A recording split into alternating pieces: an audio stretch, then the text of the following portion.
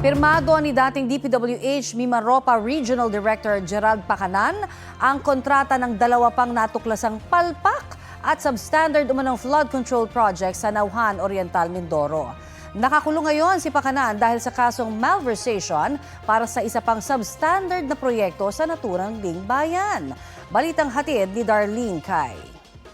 Teves upang tingnan. Ang una ko pong na-notice, bukod sa wasak, yung pagkakagawa ng disenyong ito.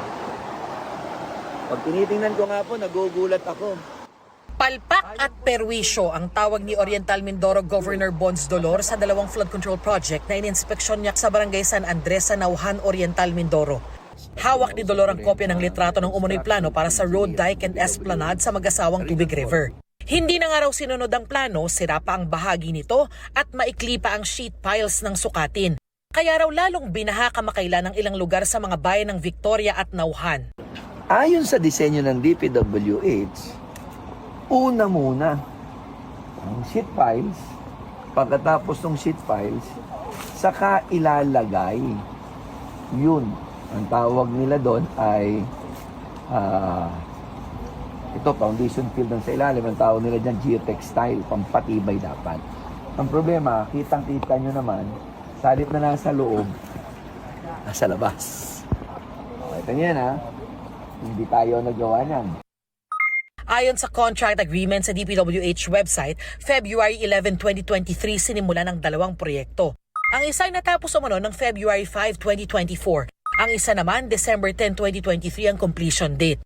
Ang nakakapagtaka lang po, dalawang stretch, may 200 milyon ang isa, sabay ini-award, sabay binigyan ng notice of commencement, sabay din dapat nagpanimula.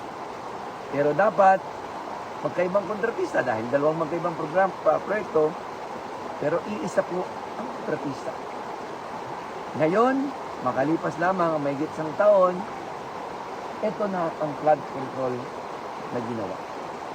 Nakakalungkot dahil sa halip na nakakatulong sa ating mga kababayan, naging sanipa ng pagbaha. At pag hindi ito tinama, ang magaganap sa atin, ibayo pang baha. Pirmado ni dating DPWH Mimaropa Regional Director Gerald Pacanan ang parehong kontrata.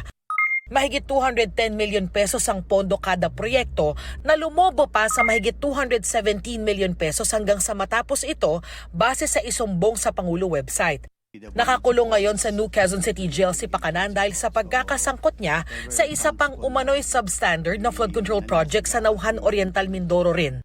At kasalukuyang nililitis para sa mga kasong graft at malversation of public funds through falsification. Ang kumpanyang New Big 4J ang kontratista ng parehong flood control project na ininspeksyon ni Dolor. Pinuntahan namin ang kanilang address na nakalista sa mga dokumento ng DPWH pero sarado ang opisina at wala kaming inabutang tao.